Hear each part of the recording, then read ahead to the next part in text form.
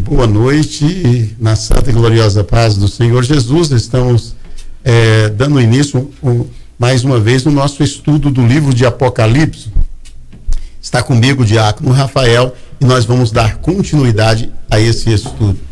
Graça e paz a você que está aí do outro lado. Deus abençoe a cada um. E aí vamos aqui agora falar um pouco sobre a continuidade no Apocalipse capítulo 6 e que o Espírito Santo venha nos orientar nessa noite. Então nós estamos aqui, nós já estudamos o livro de Daniel, até mesmo o capítulo 2, depois o capítulo 7 e o capítulo 9 de Daniel. Aí nós começamos então a estudar o livro de Apocalipse.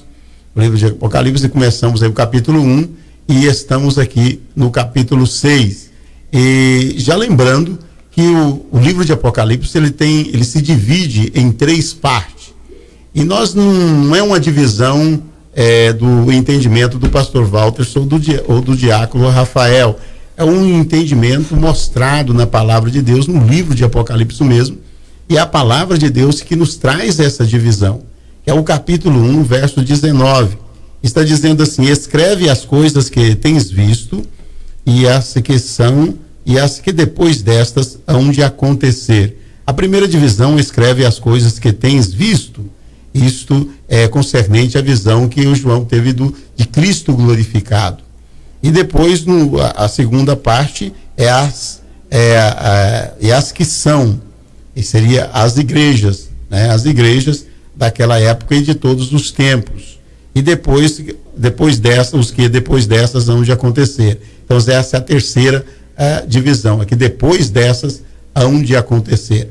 Então nós estudamos aí sobre as igrejas, 7 igrejas, e o que elas representam ao longo do tempo, e depois iniciamos o capítulo 4, que o capítulo 4 é também um ponto-chave para nós, um ponto-chave ao qual nós começamos a ler o capítulo 4, aonde nós vemos no capítulo 4 de Apocalipse, o verso 1, que está dizendo aqui: depois destas coisas, olhei e eis que estava uma porta aberta no céu, e a primeira voz que como de trombeta ouvira falar comigo e disse: sobe aqui e mostrar-te-ei as coisas que depois destas devem acontecer. Se nós entendemos sobre as divisões e sobre aquilo que nós já estudamos, depois dessas é referente àquilo que já havia estudado no capítulo 1, no capítulo 2 e também no capítulo 3, concernente às igrejas. As igrejas. Então o tempo, subentendemos que o tempo da igreja aqui se findou. Agora então vai começar uma revelação que é depois das coisas referentes àquilo que ele já havia visto. Então nós vamos dando prosseguimento, e nós estudamos também o capítulo 4 mais a fundo, vemos que mostrou aí no capítulo 4 uma revelação do trono, daquilo que estava lá no céu, sobre o trono, o Deus Todo-Poderoso ali sentado no trono. O capítulo 5 mostra então que estava sentado então no trono. Havia na mão dele um livro escrito por dentro e por fora, no capítulo 5, ao qual foi então um anjo forte, brandando com grande voz: quem é digno de abrir este livro e desatar os seus selos? Por incrível que pareça, diácono Rafael, tem muitas pessoas que tiram visões das suas cabeças, e até mesmo tem pessoas que às vezes já tem uma credibilidade, e são pessoas conhecidas até, e chega já a trazer uma certa revelações, mas não é revelação, muitas vezes revelação respaldada pela própria Bíblia, mas são revelações às vezes da sua própria cabeça, seu próprio entendimento, é o qual eu vi um senhor já muito conhecido, né, no mundo evangélico. Aí ele disse que estava num determinado lugar e de repente um anjo apareceu para ele, ou teve uma visão, vamos dizer assim, uma visão. Aí foi revelado a ele o que estava escrito no livro, o do que estava na mão do que estava sentado no trono. E ele começa então a dizer muitas coisas que não tem nada a ver com o que a Bíblia diz. Então nós não estamos aqui para trazer revelações da nossa cabeça, mas respaldado pela palavra de Deus. Então nós entramos então no capítulo 6, onde eu vou ler um versículo apenas, aí o diácono Rafael vai realmente comentar um pouquinho conosco, mas concernente à divisão, eu creio que está bem claro, né, diácono Rafael? Sim, com certeza, bem explicado. Quem acompanhou as outras aulas já pegou um pouco. E agora vamos seguir aqui os 6. Lembrando que, um resumo bem rápido aqui, os 3 primeiros capítulos falam da igreja, o 4º capítulo está falando das coisas que irão acontecer depois do arrebatamento. O 5º capítulo, na abertura do selo, nós vemos ali a preparação da visão de João no céu, e revelando, a primeira revelação que João teve no céu foi da redenção. Capítulo 5 fala da redenção de Jesus Cristo sobre todos aqueles que foram salvos, né? Então, o foco do capítulo 5 é a redenção. Agora, o 6, já começamos agora a entender, a perceber a abertura do primeiro selo. Então, e o capítulo 6, subentendemos também que já passa a ser o juízo de Deus sobre a terra. Então, nós vamos ver aqui, havendo o cordeiro aberto, um dos selos, olhei e ouvi um dos 4 animais que diziam, como em voz de trovão, vem e vê. E olhei, e eis que um cavalo branco, e o que estava sentado sobre ele tinha um arco, e foi-lhe dado uma coroa, e saiu vitorioso para vencer.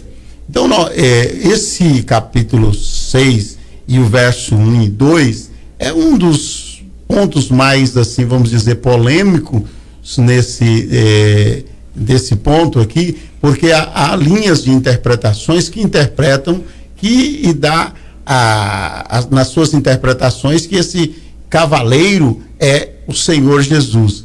E nós não concordamos com esse ponto, que nós vemos que quem abre os selos é realmente o cordeiro, e começa a mostrar realmente quem estava sentado sobre ele, mas embora não está escrito, não mostra para nós assim quem se é Jesus ou claramente que é o anticristo, mas como nós vamos deduzir e dizer que é o anticristo?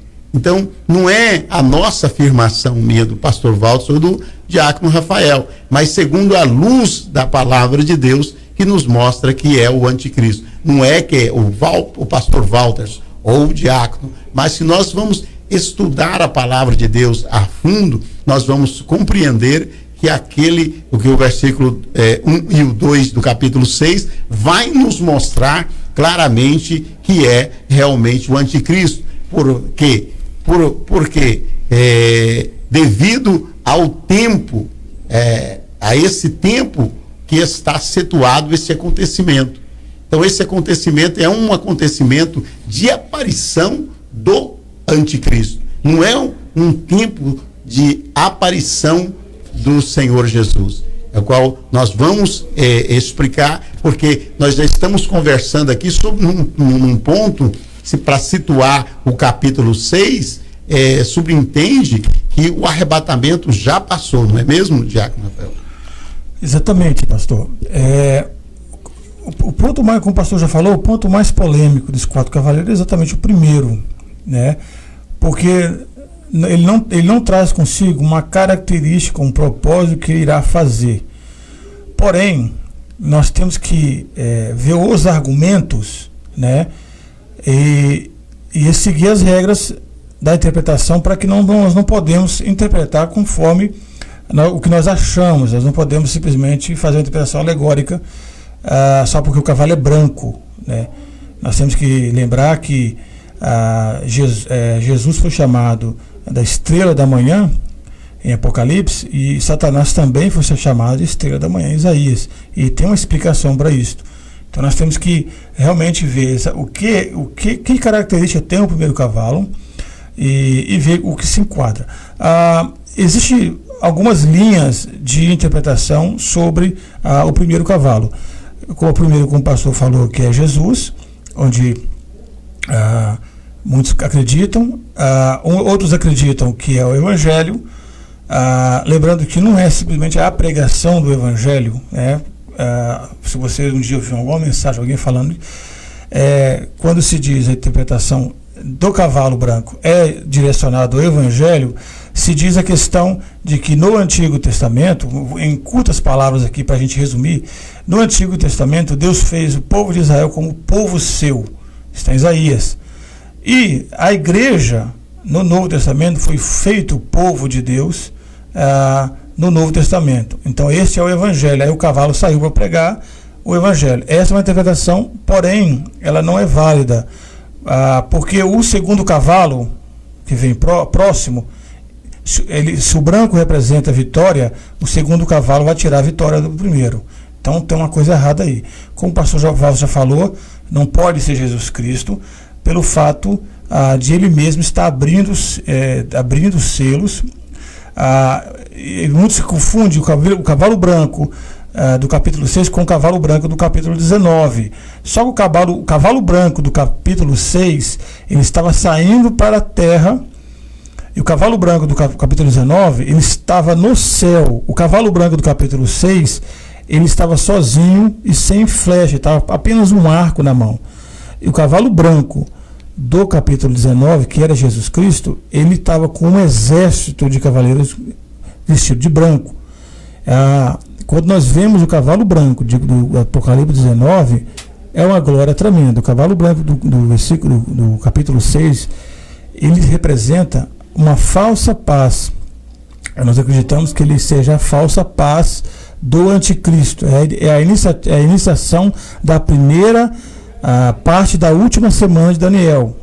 São 7 anos, a última semana, 3 anos e meio e depois 3 anos e meio. O cavalo branco, ele é representado aí pela falsa paz que o anticristo vai trazer. Lembrando que no capítulo, nós vimos aqui no capítulo 13, né? Eu vi subir da terra outra besta que tinha 2 chifres semelhantes aos de cordeiro e falava como um dragão. Então a característica do anticristo tem uma semelhança de um cordeiro, uma pessoa branda, e falava como um dragão.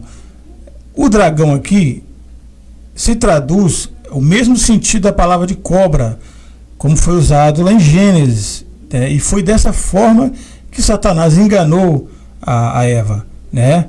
Com o quê? Com a conversa, com um poder de influência. Então a característica do anticristo, ele não é, a princípio, revelado quem ele, a sua real identidade. Ele vai vir para enganar. Aqueles que tiveram a marca da besta, eles foram enganados pelo anticristo.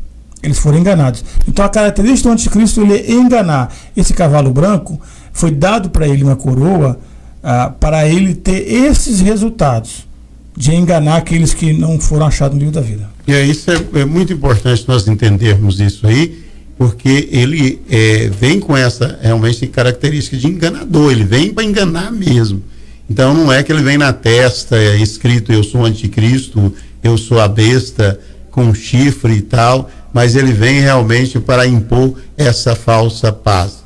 Então nós vemos aí, para nós entendermos quem é verdadeiramente esse cavaleiro do capítulo 6 aqui, nós temos que ver a luz das Escrituras, e quando nós olhamos e começamos a estudar, não simplesmente um versículo, 2 versículos isolados, mas quando nós vamos ver o contexto de uma forma hermenêutica, tomando tempo assim para estudar com exegese, então nós vamos entender que quando nós começamos a estudar profundamente, nós começamos a entender que que vai se revelando, porque qual é o tempo que se dá esta abertura do primeiro selo? Como nós já falamos, o primeiro selo, há uma distância entre esse cavaleiro do capítulo 6 e o cavaleiro do capítulo 19. Então não pode se confundir com Jesus, com o Senhor Jesus. E esta época, que época se dá isso aqui? E que época está? Quando nós estudamos Daniel no capítulo 2, assim para nós lembrarmos um pouco, no capítulo 2, o Senhor mostra ali para nós a história do mundo, então, e as épocas também. Nós vemos que começa pela a cabeça de ouro, que é a Babilônia, e já passou a Babilônia. Depois vem aí os Medos, que também passou o tempo, estou nos situando no tempo, e depois vem aí a Grécia, depois a Roma, e nós vemos que depois os pés. Nós sabemos que a Roma também, ela passou a Roma de uma certa forma, mas em que parte dessa estátua, ao qual eu estou falando assim, já acreditando que os nossos ouvintes, aqueles que estão realmente ligados conosco, estão realmente acompanhando ao longo de todo o nosso estudo, que já começou desde de Daniel. Então nós vemos aí, então quando se fala da estátua, aonde nós estamos situados?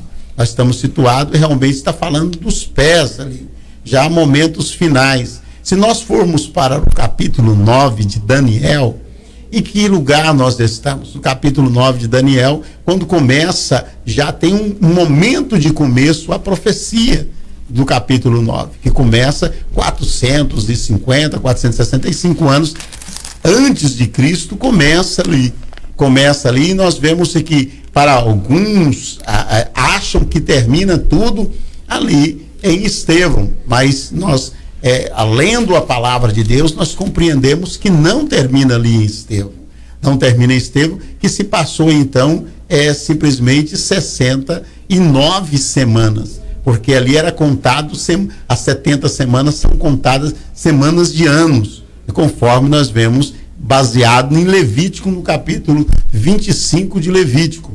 Então, semanas de anos. E essas semanas de anos, nós vemos que ela acontece até a morte do Senhor Jesus, e ali então houve um tempo, parou-se a contagem, porque as 70 semanas de Daniel, ela se refere ao povo de Israel. Então eu estou falando isso para nós nos situar aonde, em que época está acontecendo realmente essa abertura do sexto selo.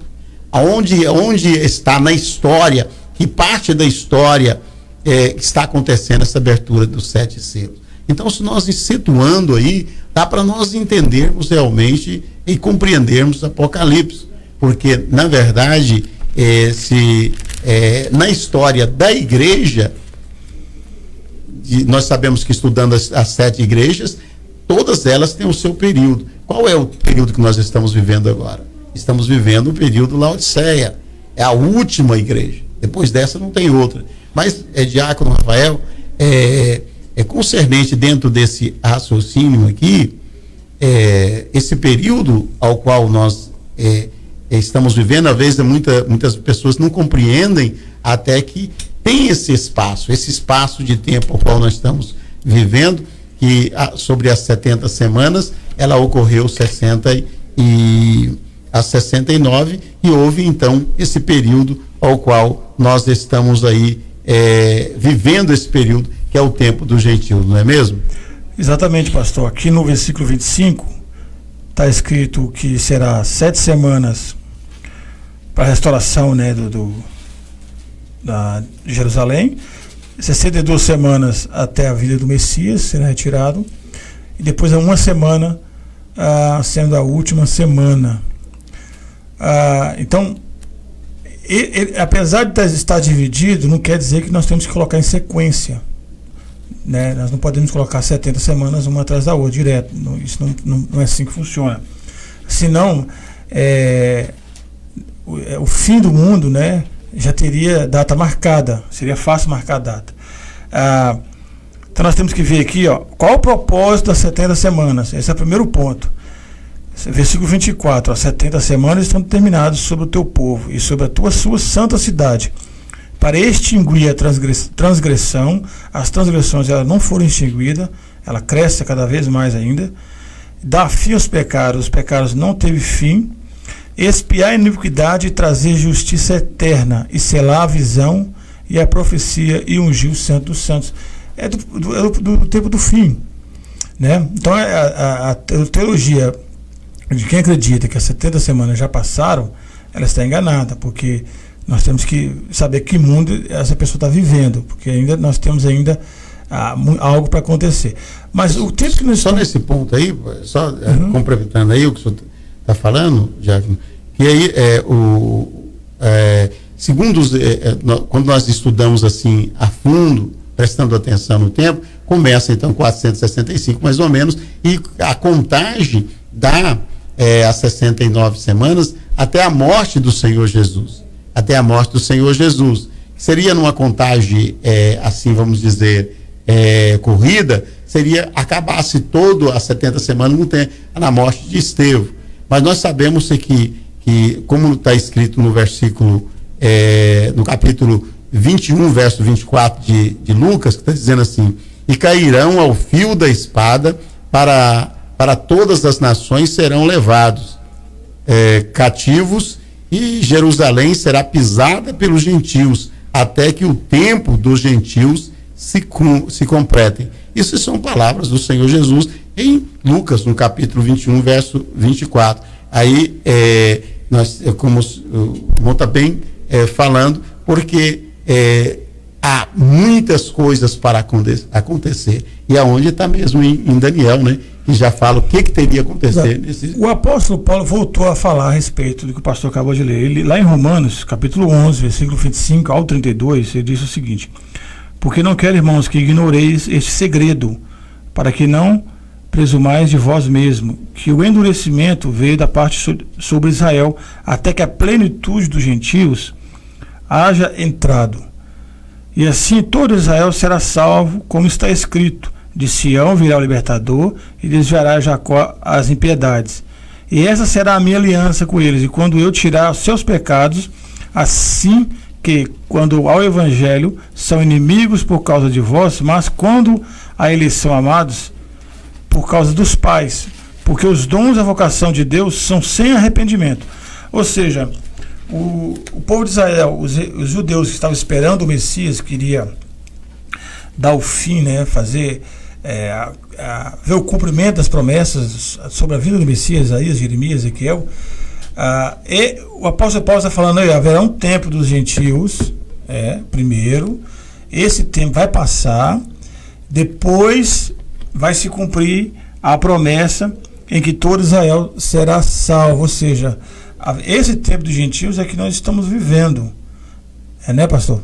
Exatamente, esse tempo é o que nós estamos vivendo. É interessante nós entendermos, nós não vamos entrar, mas quando nós lemos no capítulo 12 de Mateus, nós vemos ali que é onde acontece a blasfêmia contra o Espírito Santo. No capítulo 12 de Israel, o Senhor começa então a falar até mesmo uma parábola e contar acerca dos demônios que toma a vida de uma pessoa, e às vezes ele é expulso, ele sai a rodear, e depois ele volta para ver se essa casa está vazia. Só sei que o Senhor Jesus expulsa demônio, e nós sabemos que ali eles começaram a blasfemar, falando que o Senhor Jesus expulsava os demônios por demônios, por Bezebu. E acontece que a blasfêmia contra o Espírito Santo, ela realmente não tem perdão. E aquela geração, ela blasfemaram contra o Espírito Santo. Aquela geração, salvo, eu estou falando assim, Israel como nação. Eles blasfemaram contra o Espírito Santo, e a partir do capítulo 13 de Mateus, aí o Senhor Jesus começa a falar por parábolas. Eram coisas que eram reveladas somente para os discípulos mas para o povo já não, porque eles tinham cometido o pecado realmente, uma blasfêmia. E aconteceu que então, a partir de então, o Senhor Jesus não voltou simplesmente para os gentios, mas para todos aqueles que o aceitassem. É o que está escrito no Evangelho de João, capítulo 1, verso 12. Ele veio para os que eram seus e os seus não o receberam. Israel rejeitou o Senhor Jesus praticamente ali no capítulo 12 de Mateus, quando eles blasfemaram contra o Senhor Jesus, e então aí abriu-se a porta para todos. Mas aí, o que eu quero chamar a atenção dos irmãos, que há, na verdade, o tempo dos gentios. Nós estamos aqui, eu e o diácono Rafael, não é pelo nosso tempo de casa. Eu, pela misericórdia de Deus, eu estou aí no Evangelho, pelo menos por talvez mais de 40 anos, um pouquinho, ou quase 40 anos, por aí assim, servindo ao Senhor pela sua misericórdia. Mas isso não dá o direito para mim de fazer interpretação conforme a minha cabeça.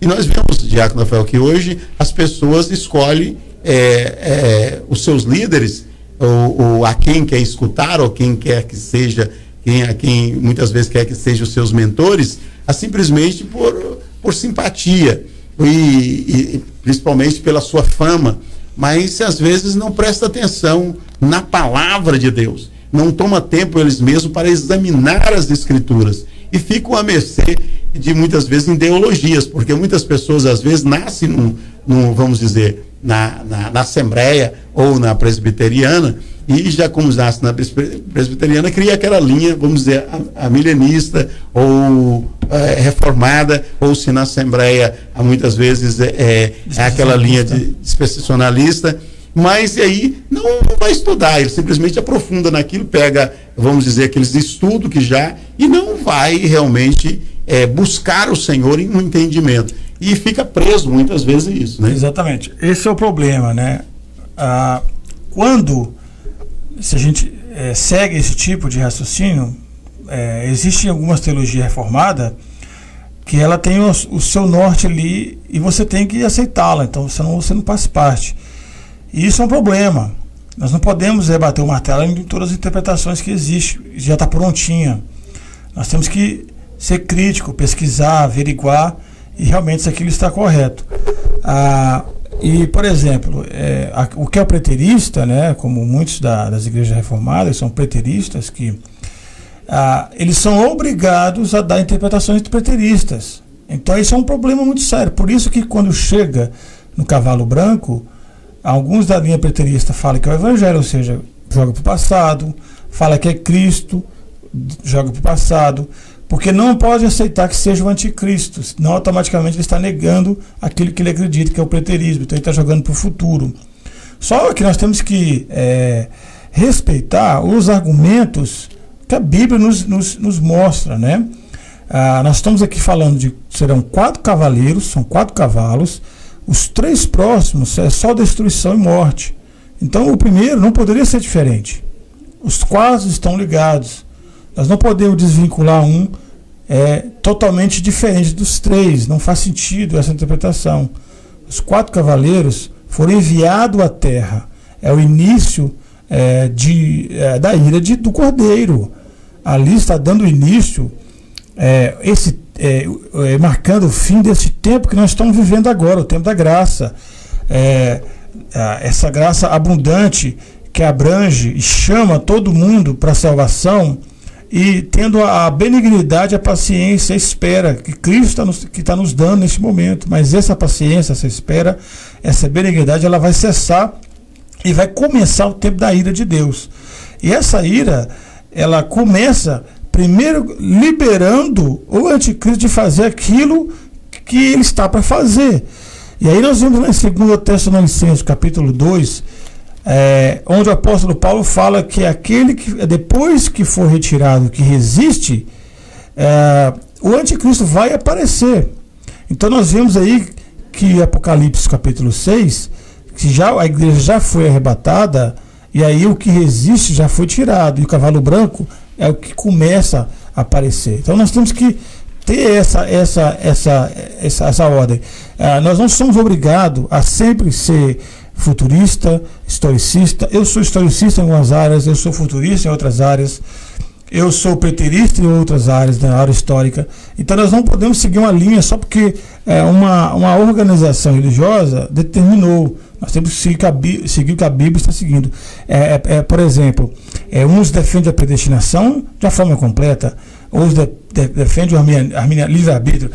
A Bíblia, ela dá respaldo para os dois em momentos diferentes, para casos diferentes. É assim que a Bíblia, nós temos que ser fiel ao que está escrito, não a teologia já pronta aí de alguém que foi simplesmente achou que era assim, deu uma interpretação alegórica. A alegoria, ela abre um leque muito, muito grande. O pastor Walter acabou de comentar sobre muitos pastores que é até conhecido, famosos, porque são mensagens bonitas. Quero dar um exemplo, você está de casa aí. Eu ouvi uma mensagem muito bonita, interessante, de alguém defendendo que o cavalo branco era o evangelho. E eu ouvi um outro, muito famoso também, defendendo que o cavalo branco é Jesus. Os dois são muito famosos, pastores conhecidos no Brasil. Mas os dois defendendo linhas diferentes, né? Então, por isso nós temos que tomar cuidado em realmente e perceber que a crença da teologia reformada de alguns foi posto em primeiro lugar, né? É como por exemplo, eu querer fazer uma mensagem, eu quero mandar falar sobre algo, e aí eu pego aquilo que eu estou pensando e vou tentar encontrar na Bíblia aquilo que se enquadra com o que eu acho. Mas não é assim, tem que ser ao contrário. A palavra de Deus tem que falar conosco primeiro e depois nós temos que falar com os outros. Né, pastor? Isso é verdade. Vemos aí que esse ponto é muito sério e nós temos a palavra de Deus como a nossa única regra de fé e prática. Eu concordo plenamente com o diácono Rafael, e se me procurar, você é dispensacionalista, você é preterista, você é futurista, na verdade, cada um desses pontos tem coisas que às vezes a gente acha bem, tá certo, mas tem coisas que não tem como acompanhar mais, não tem como, não tem jeito. Quando você vai ver, no caso historicista, vamos dizer, tem muitas coisas que na verdade aconteceu ao longo da história, são pontos, são homens que representaram verdadeiramente o anticristo que há de vir. O anticristo que há de vir, ao qual muitas pessoas acham que ensinam que não vai ser um homem, que vai ser, vamos dizer, uma influência, um espírito, um sistema, mas quando a palavra de Deus nos ensina que é verdadeiramente um homem, ele vai o homem do pecado vai se manifestar, ele vai se manifestar. Então, às vezes, buscamos assim ideias, interpretações, mas que não está na palavra de Deus, mas simplesmente porque muitas pessoas escolhem uma linha de interpretação. Eu gosto muitas vezes de ouvir várias, mas simplesmente com filtro. É como diz a palavra de Deus, examinai tudo e retém, pois, o melhor. Então, quando nós vemos na palavra de Deus, que é igual a gente vê que há linhas de interpretações que fala que não existe dois povos, não existe três povos, como a palavra de Deus nos fala, que há realmente um povo ao qual o Senhor fez de um homem velho e tirou dele um povo seu, filhos de Abraão, para que fizesse uma aliança com ele. O Israel é uma nação, um povo escolhido de Deus, ninguém pode negar isso, mas é falado também concernente aos gentios, a todos, né, que vivendo sem Deus ou das suas maneiras, um povo sem Deus. Mas houve uma certa época em que então Deus resolveu formar desses dois povos ao qual é a igreja. A igreja, isso é fato, escrito na palavra de Deus, em Atos dos Apóstolos, a partir do capítulo 2, nasce aí então a igreja. A igreja nasce na descida do Espírito Santo.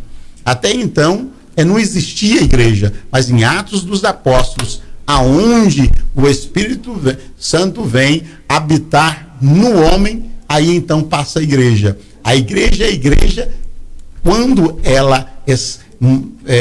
quando o Espírito Santo habita nela, ou habita nele. Então, eu sou igreja, quando o Espírito Santo está em mim e quando eu faço parte do corpo de Cristo. Isso é só por intermédio do Espírito Santo. Então, o que eu estou querendo dizer nesse ponto aí, por exemplo, concernente ao espaço, em que tempo nós estamos vivendo hoje? Na estátua nós já falamos, que seria então, porque nós sabemos que se os dedos dos pés representa a Europa, vamos dizer assim, se os dedos dos pés representam a Europa, estamos vivendo no tempo realmente dos dedos. Vamos dizer, se os chifres daquele animal terrível representa que estava na besta, aquela besta terrível, e nós sabemos que não tem como não fazer parte dessa mesma besta, vamos dizer, as nações às quais se refere, é dela mesmo.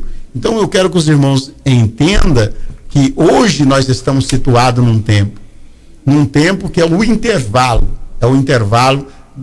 que se começou ali na época, ali vamos dizer, com a morte do Senhor Jesus, e esse intervalo é o tempo da graça voltado aos gentios, salvação para os gentios. Não há possibilidade, nesse período que está aberto, de Israel se converter como nação.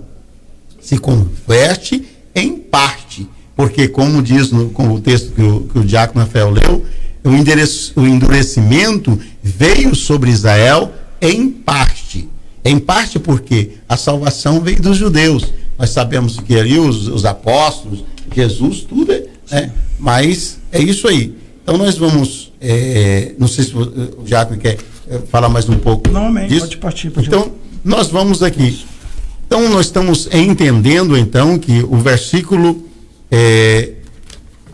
1 e o versículo 2, o versículo 1 e o 2 do capítulo 6, que, havendo o cordeiro aberto um dos selos, olhei e eu vi um dos 4 animais que diziam, como em voz de trovão, vem ver. Olhei e eis que um cavalo branco que estava sentado sobre ele tinha um arco e foi-lhe dado uma coroa e saiu vitorioso para vencer.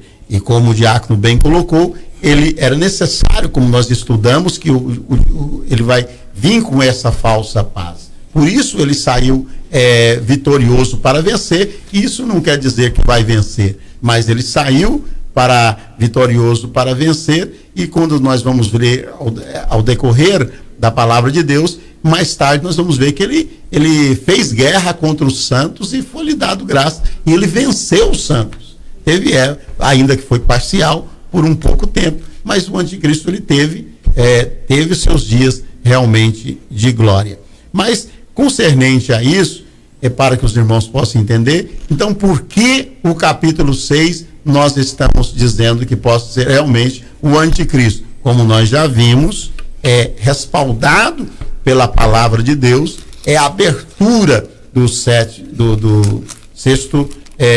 do primeiro selo, e aonde o capítulo 6, para mim, igual para muitos, eles pensam que simplesmente é o princípio de dores. Simplesmente, não é a tribulação, mas são princípios de dores. Mas quando nós vemos o verso 16, sem falar ainda dos cavalos, agora dos outros cavalos, agora nós vamos ver eles, e o título também do nosso estudo hoje é concernente os 4 cavaleiros, de Apocalipse. Nós vamos realmente entrar dentro disso, mas o verso 16 do capítulo 6 está dizendo assim: e dizia aos montes, eles diziam aos montes e aos rochedos, caia sobre nós, esconde-nos do rosto daquele que está assentado sobre o trono e da ira do Cordeiro. Então, é difícil compreender que a igreja do Senhor vai estar aqui nesse momento. Então, é a ira do Cordeiro. Vamos dizer, é o juízo de Deus que vai sobrecair sobre os filhos da desobediência. Então, não tem como. Exatamente, pastor. No capítulo 3, versículo 7, E foi-lhe permitido fazer guerra aos santos e vencê-los, e deu-lhe poder sobre todas as tribos e língua e nação. O anticristo ele recebeu esse poder limitado, tanto de poder como de tempo. E o cavalo branco representa isso. Ele saiu para vencer porque ele foi lhe dado esse poder. E a questão das dores de parto, né, com Mateus 24, Jesus dá o exemplo das dores de parto, o princípio das dores, né? Uma mulher, quando ela está grávida, ela às vezes com 5 meses, ela começa a sentir já contrações, né? E quando mais próximo fica do bebê nascer, maiores são as contrações e em tempo curto, né? Se nós olharmos, por exemplo, o terremoto ele nunca foi tão intenso igual ele está acontecendo nos últimos anos. Então está próximo do fim, são princípios das dores. Mas aqui, nos selos, já é a ira do Cordeiro. O selo foi aberto. Nós não podemos falar que é princípio das dores o selo, se lá não está falando que é o princípio das dores. Nós não podemos fazer essa interpretação. Não tem lugar nenhum que está falando isso, que podemos achar que é isso. Mas, como o pastor acabou de ler, está falando que é a ira do Cordeiro que está por vir, que está chegando. Eles estão fugindo da ira do Cordeiro. Então, o argumento, ele tem que valer o que está escrito. Está escrito que é a ira do Cordeiro, não está escrito que é o princípio das dores, pastor. E é interessante nós entendermos também, veja bem, e agora vamos dar continuidade aqui na leitura sobre o segundo cavalo. Nós vamos ver aqui, dizendo assim: e havendo aberto o segundo selo, houve o segundo animal, dizendo: vem e vê. E saiu outro cavalo vermelho, ao que estava sentado sobre ele, foi-lhe dado que tirasse a paz da terra, e que se matasse uns aos outros, e foi-lhe dado uma grande espada. Nós entendemos aqui, Rafael, que na verdade, agora alguns já vi até mesmo alguns falar, mas né, a Bíblia não fala que tinha paz na terra, que tinha paz, mas nós vemos aí que se foi tirado, né, porque havia. Sim. É simplesmente uma compreensão lógica, né? Por favor. Essa paz, nós temos que saber que paz é essa, né? Jesus disse em João 14 que ele tem uma paz que o mundo não tem, mas então, ou seja, é uma paz diferente do mundo. A paz, ele é autônomo de guerra, simplesmente isso que está falando. Nós não estamos em guerra hoje. Aqui na América e na Europa não há guerra, não há nações ainda em guerra. Então, quando foi tirada essa paz, e aí foi dada uma espada, né? Vai ser uma guerra, está falando de guerra, fim de alguma acordo de paz. Quer dizer isto, quer dizer o início de uma guerra.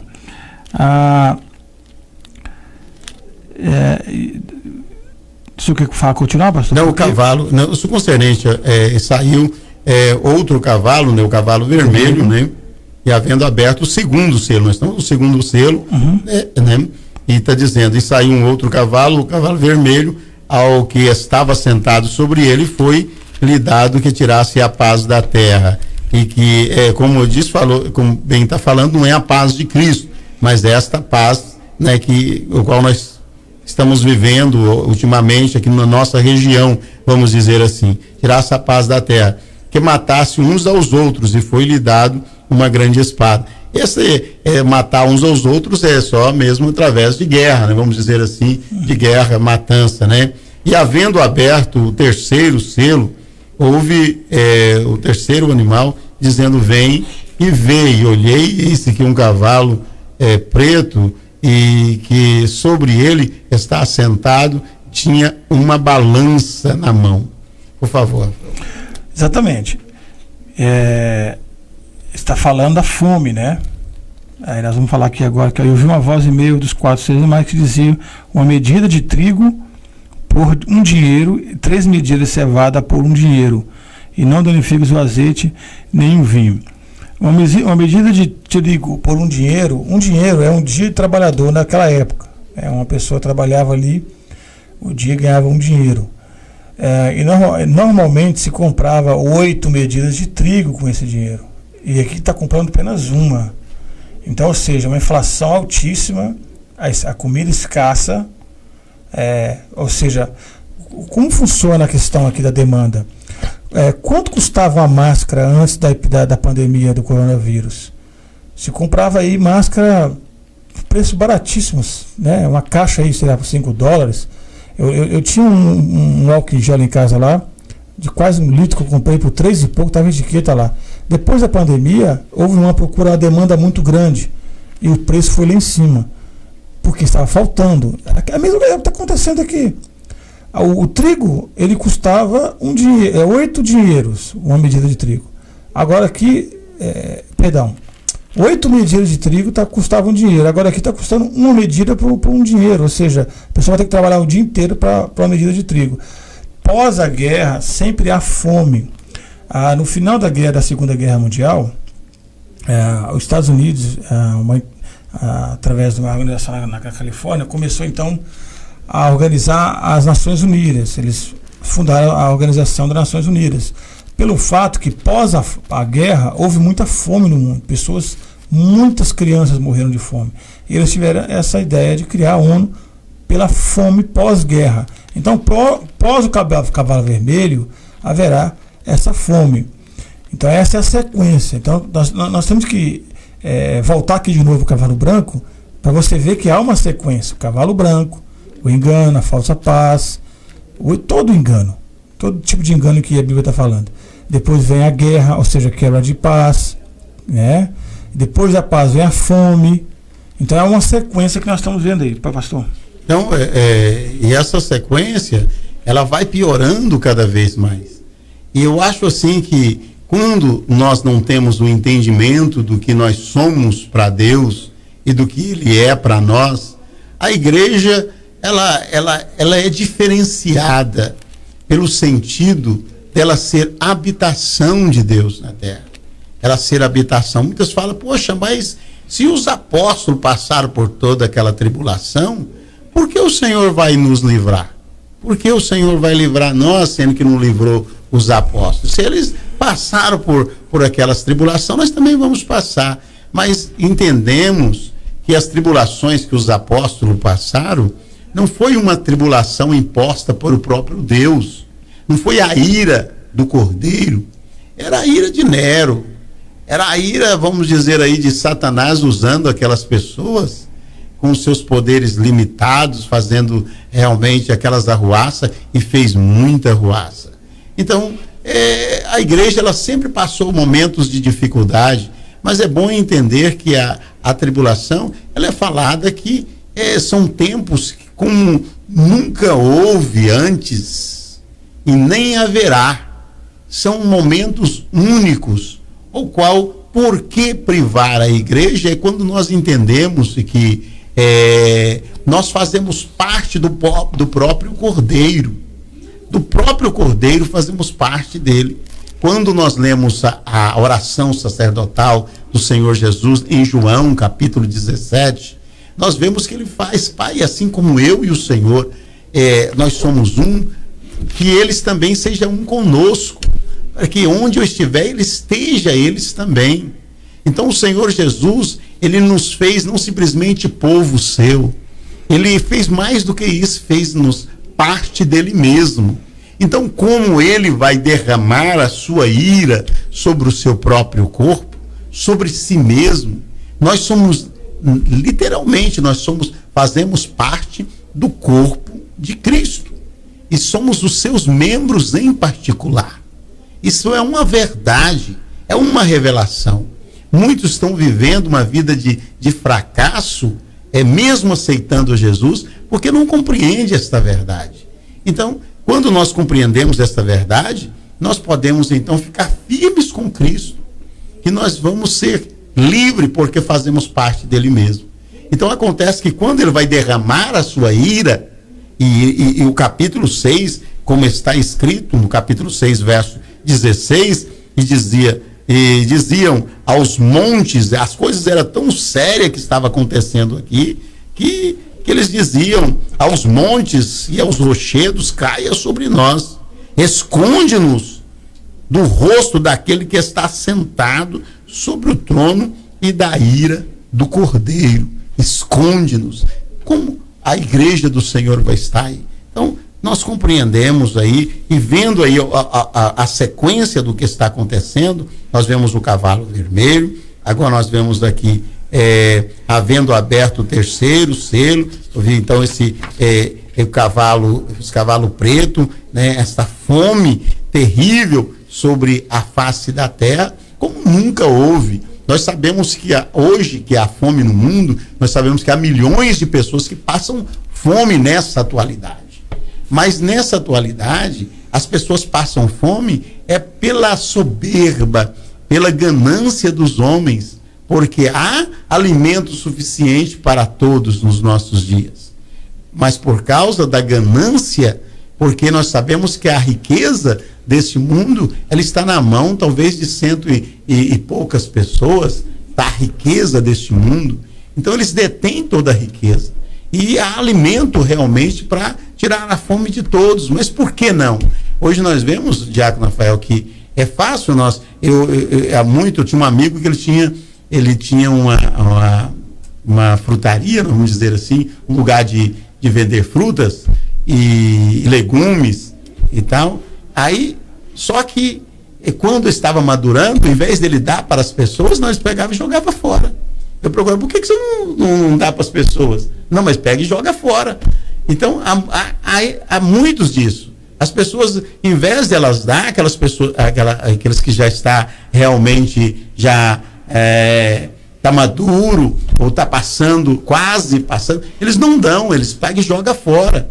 E muitos produtos, tem pessoas que tem épocas, Diácono Rafael, que eu vejo no Brasil mesmo, devido à caristia, acontece alguma coisa, eles jogam carretas de tomates no meio do mato, carretas de alimentos no meio do mato, mas não distribui para os pobres. E aí, como é que faz? É mesmo, Diácono?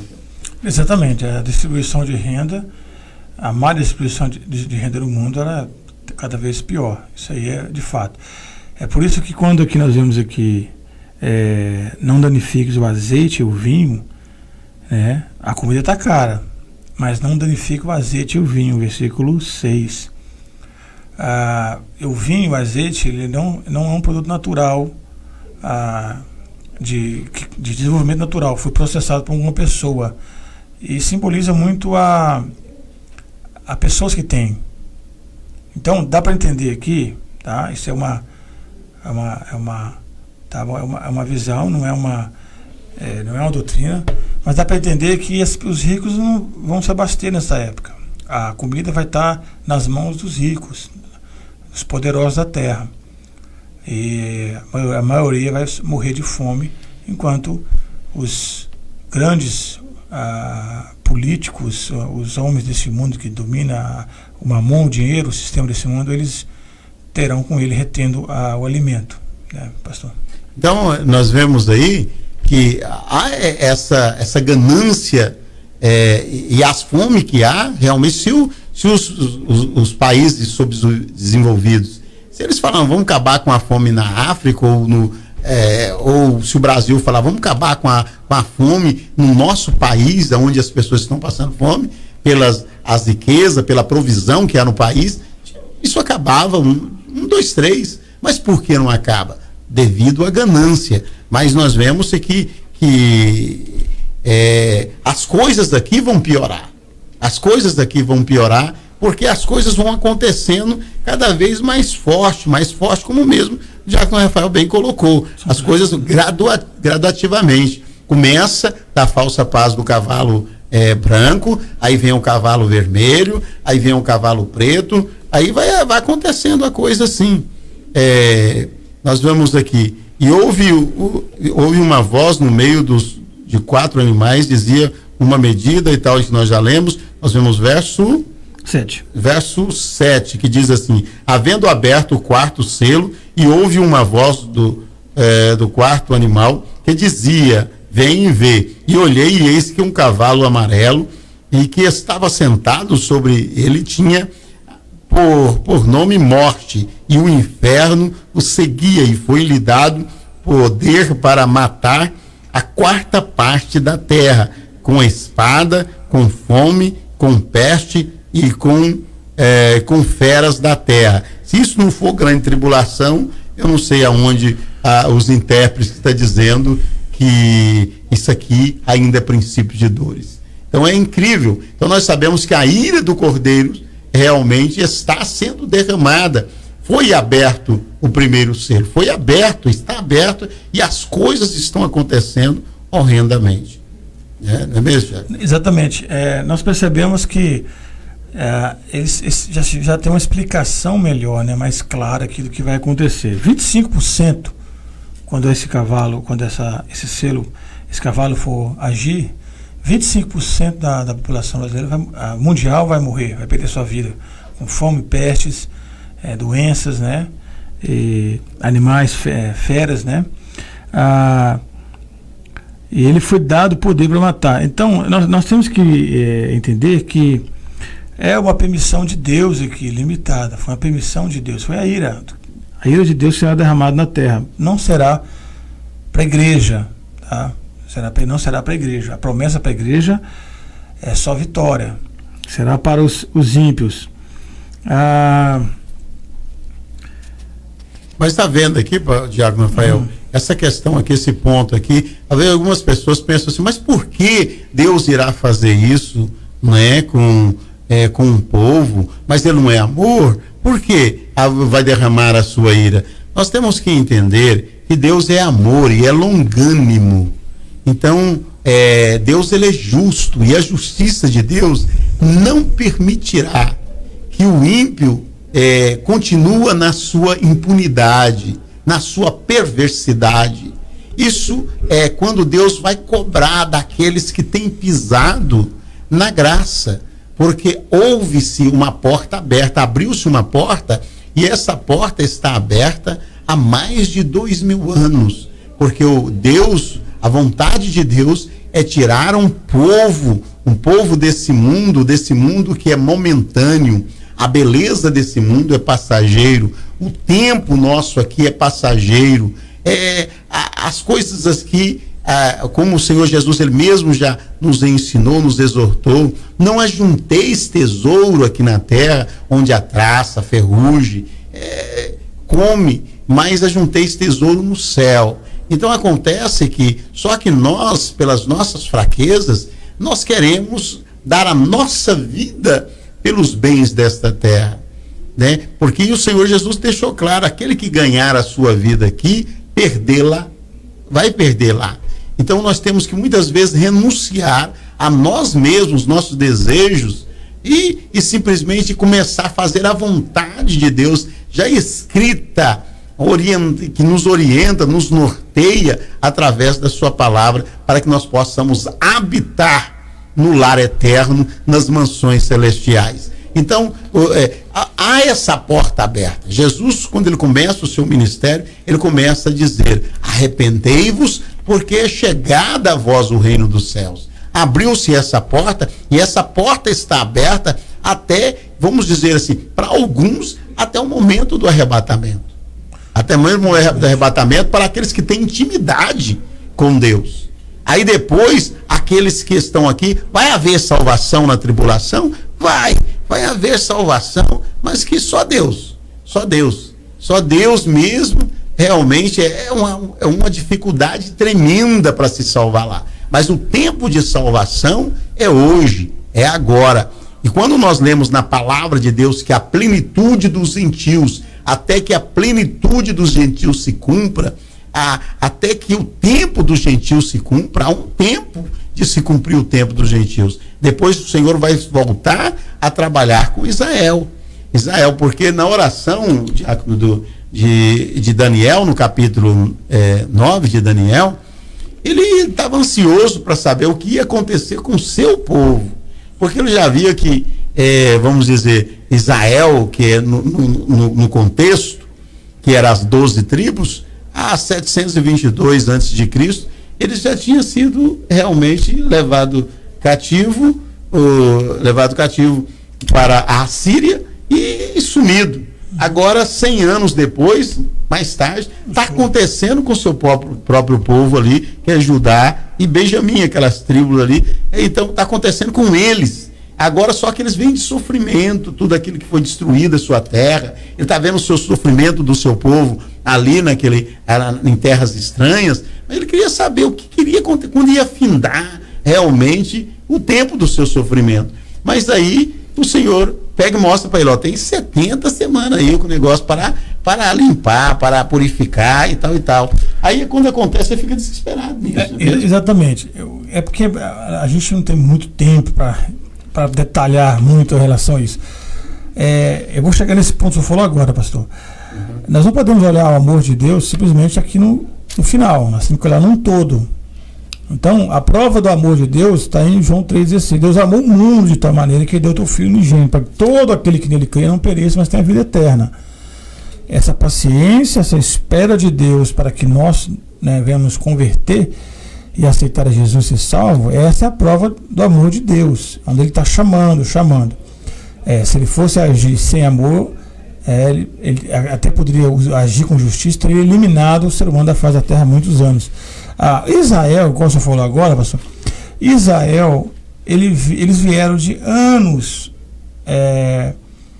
caindo, levantando, idolatria, e Deus tendo misericórdia, levantava-se um rei que fazia a vontade do Senhor, o povo se convertia, aquele rei morria, o povo voltava à idolatria. É por isso que Jacó lutou com o anjo, né? E aí o anjo falou para ele: o seu nome será Israel, porque lutaste com Deus e prevaleceste. Porque Israel, Deus teve muita paciência e paciência com Israel, e até que chegou um juízo, que foi o cativeiro. Agora, quando nós ouvimos falar sobre o tempo da plenitude dos gentios, Deus também está dando esse tempo para os gentios, como deu para Israel. Israel foi feito povo de Deus e Deus deu tempo para eles.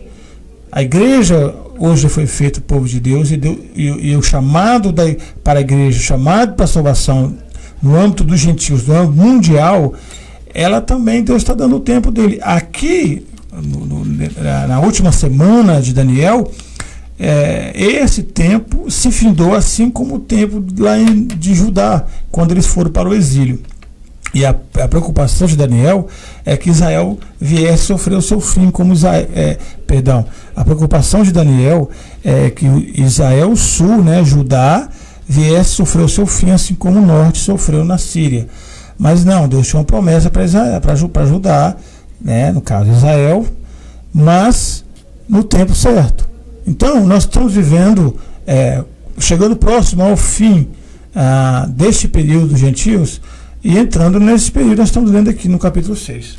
Então nós vemos, sobretudo, que Deus é misericordioso, ele é bondoso. Então, o que está acontecendo a partir do capítulo 6 de Apocalipse, é o Senhor derramando realmente a sua ira e punindo aqueles que têm rejeitado a sua graça.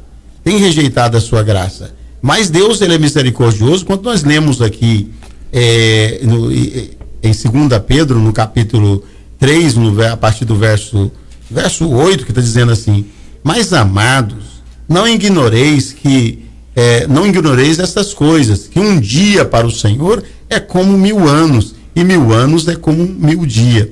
O Senhor não retarda a sua promessa, ainda que alguns a tenha por tardia, mas é longânimo para convosco, não querendo que alguns se percam, senão que todos venham arrepender-se. Ele quer que todos se arrependam. É o desejo do Senhor, que todos se arrependam. Mas é voluntário. Deus deu livre arbítrio ao homem. E o nosso dever como pregador da palavra de Deus, eu tenho certeza que muitos às vezes estão passando nesse momento direto e não estão dando atenção a essa palavra, mas tem aqueles que estão sentados ouvindo esta palavra, porque eu sei, a palavra do Senhor diz que as minhas ovelhas ouvem a minha voz, e o Senhor está aconselhando as suas ovelhas.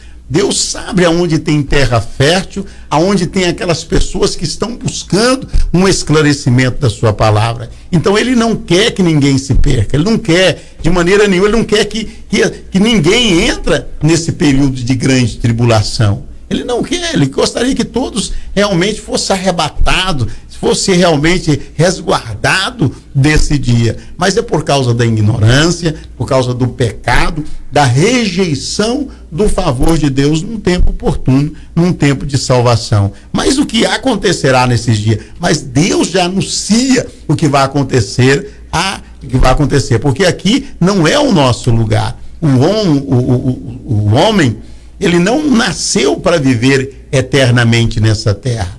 E Deus deixa claro, o Senhor Jesus, ele colocou a proposta para o ser humano.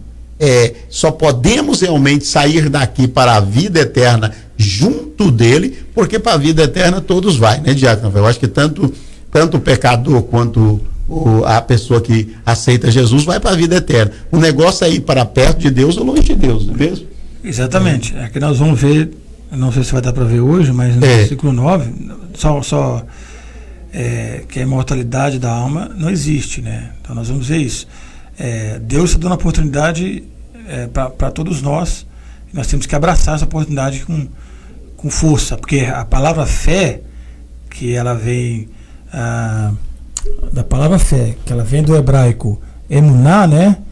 Que é uma expressão de você agarrar algo com força naquele momento que você está morrendo. Vamos supor, alguém está morrendo afogado, e aí tem um pedaço de madeira, de porta boiando, a única coisa que você tem para agarrar é aquele ali, você agarra naquele para não morrer afogado. Isso é emuná, isso é fé. Então a fé é para isso aí, nós temos que agarrar na porta que foi nos aberta. Aleluia. Então o versículo 10, para antes de voltar ao capítulo 6, aí dando continuidade aqui, ele está dizendo aqui: mas o dia do Senhor virá como um ladrão de noite, no qual os céus passarão como um grande estrondo, e os elementos ardendo se desfarão, e a terra e as obras que nela há se queimará. Não, vai chegar um dia que esse mundo ao qual nós conseguimos ver com os nossos olhos, contemplar, vai se desfazer, mas há um caminho de escape. Esse caminho de escape, essa porta de escape é o Senhor Jesus. Então nós voltamos agora rapidamente para o capítulo 6, e nós estamos aqui então havendo aberto o 5º selo, e vi debaixo do altar as almas dos que foram mortos por amor à palavra de Deus e por amor do testemunho que deram, e clamavam com grande voz dizendo: até quando, o verdadeiro e santo dominador, não julgas e vingas e os nossos sangue dos que habitam sobre a terra? Na verdade, que o diácono tem aqui sobre esse versículo, o 5º selo.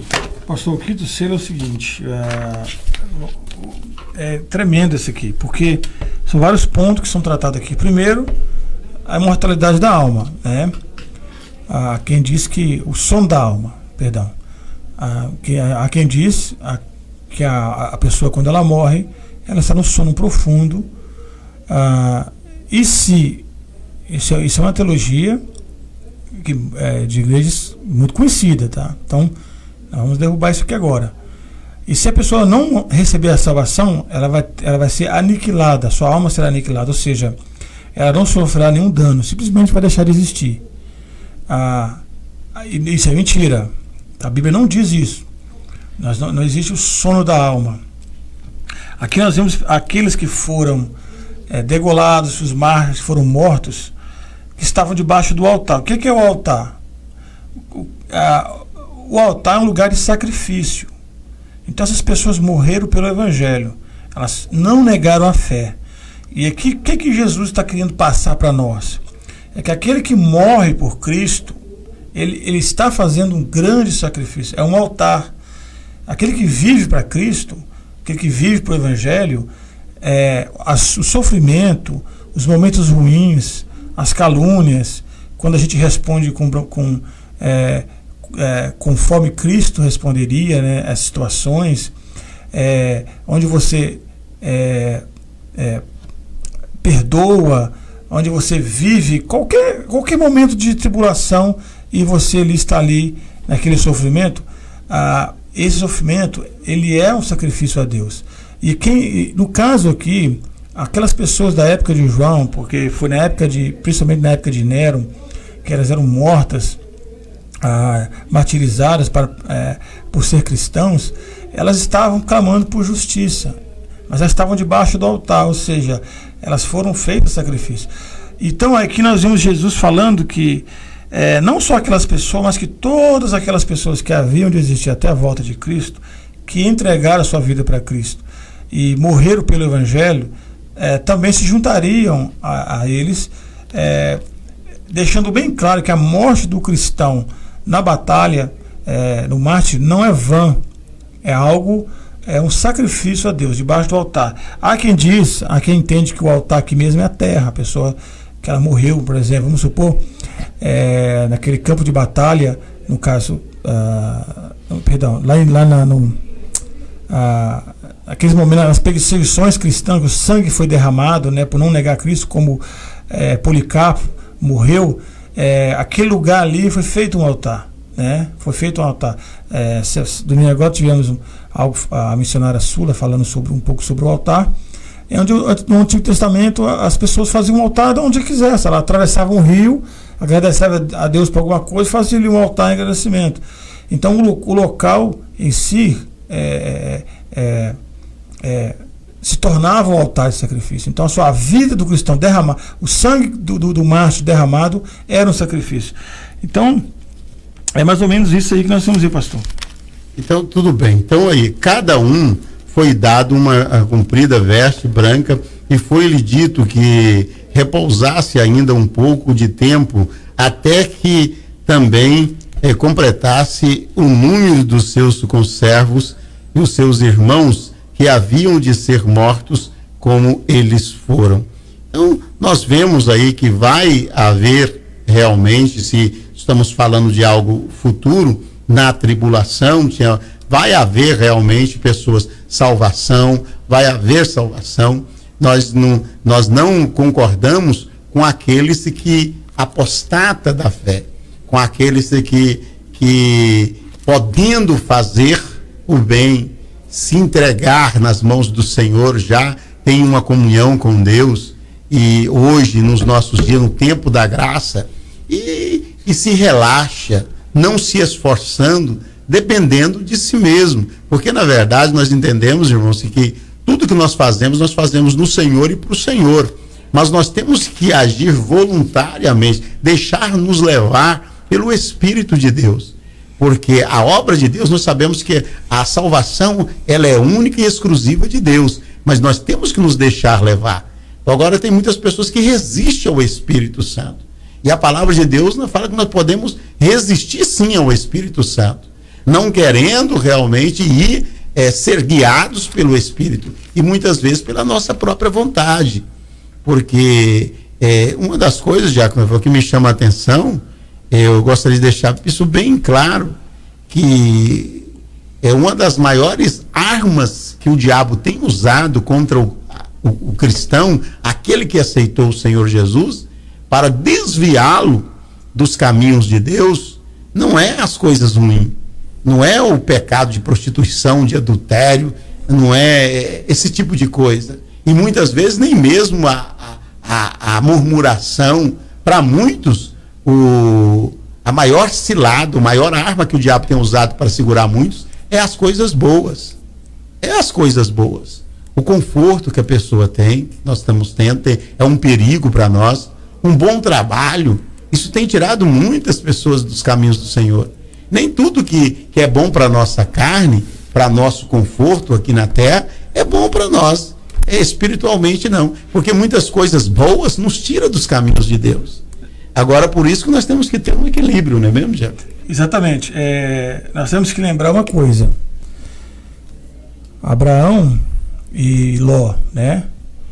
Ló escolheu uma terra que era boa para os animais, mas não era boa para a família. Não era boa para se criar uma família, mas era uma terra próspera. Havia muita coisa boa ali, mas era moralmente destruída. Então nós temos que ver que nem tudo que é bom aos nossos olhos é bom para realmente bom para nós. Há caminhos que parecem ser bons, mas são caminhos de morte, né? É um equilíbrio, né, Diago? Tem que ter um equilíbrio. Tem que ter um equilíbrio. Nós temos que nos policiar, nós temos que realmente vamos bater novamente nessa tecla. Como está aproximando cada vez mais o fim dos tempos, mais forte está ficando as características do anticristo. Uma delas é o engano. Enganar a igreja, enganar as pessoas, né? Antes era uma perseguição até a morte. Hoje é o engano, o esfriamento, o desvio. A pessoa está desviada dentro da igreja, a pessoa está desviada sentada num banco. A pessoa desviada com 10, 15, 20 anos de crente, ela está desviada e não sabe. Está vivendo no engano. Isso é muito comum hoje, acontece muito hoje. Nós temos que realmente buscar a Deus, que Ele nos livre desse engano. Eu lembro, pastor, eu estava vindo para cá e pensando até um pouco sobre o engano, né? Como Satanás está enganando as pessoas hoje.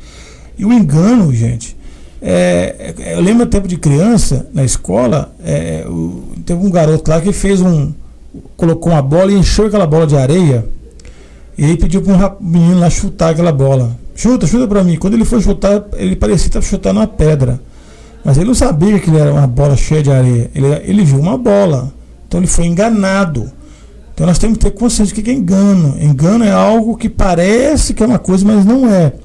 É astúcia, cilada, é perigoso.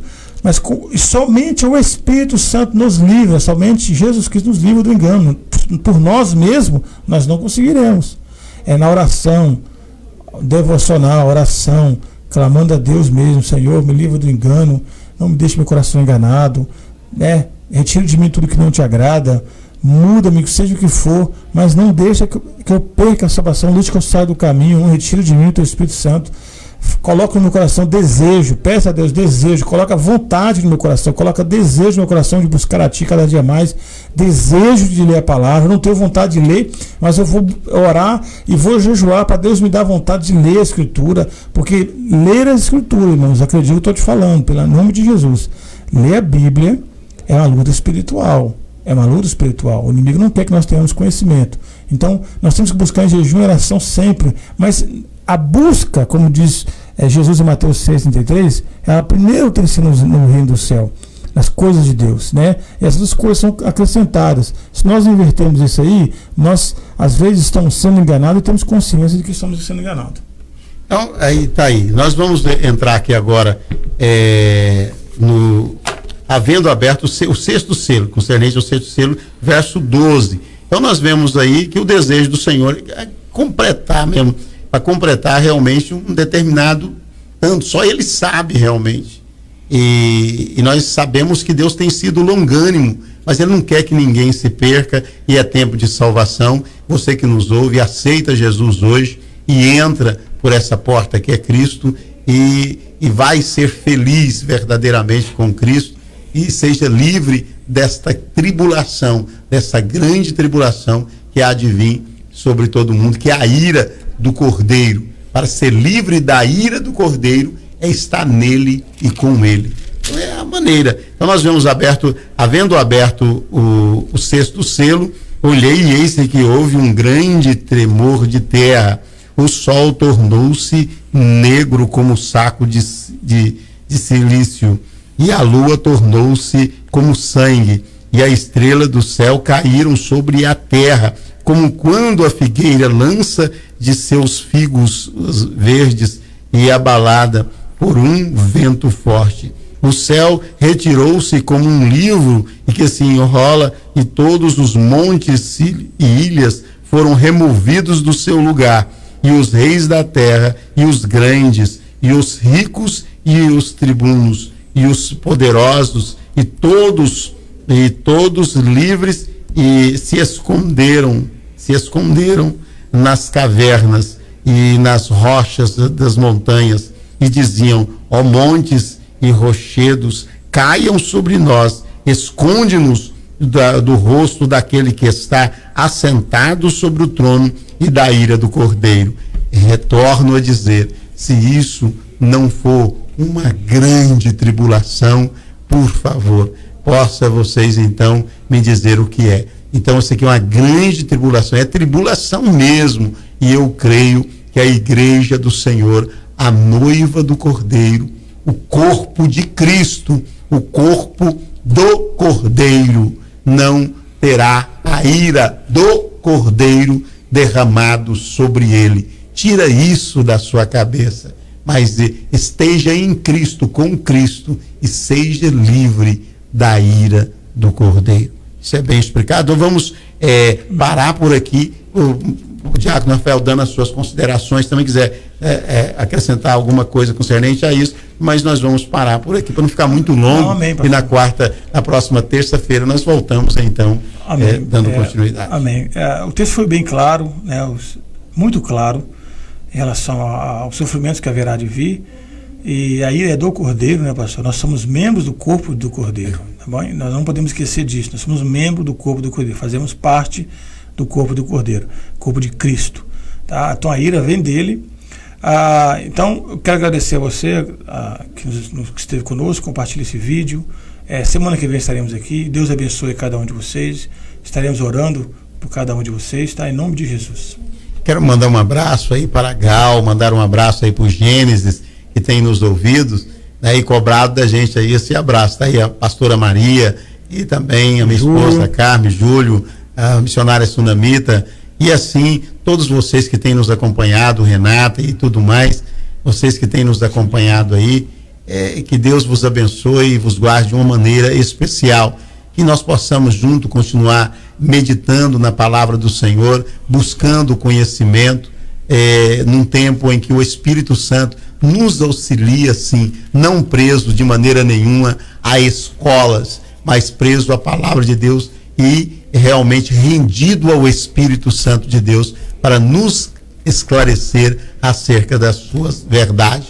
Mas se que o Senhor os abençoe e te guarde, que o Senhor faça resplandecer o teu rosto sobre ti e te dê a paz. Queremos dizer que nós estamos aqui na 60 da Hollis Street, aqui na Igreja Batista Vida Nova, com o pastor Aldemir Anastácio, a sua esposa Iracema, com os demais pastores e diáconos e evangelistas.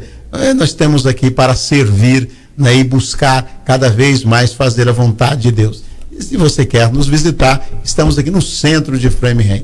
Que Deus vos abençoe e vos guarde, que o Senhor faça resplandecer o seu rosto sobre ti, que o Senhor tenha misericórdia de ti e te dê a paz. Uma boa noite em nome do Senhor Jesus. E na quarta-feira ou quinta-feira está aqui, né, o diácono Júnior e a missionária Sunamita, a partir das 7 horas estão aqui um estudo também com a palavra de Deus viva. Que Deus vos abençoe em nome de Jesus.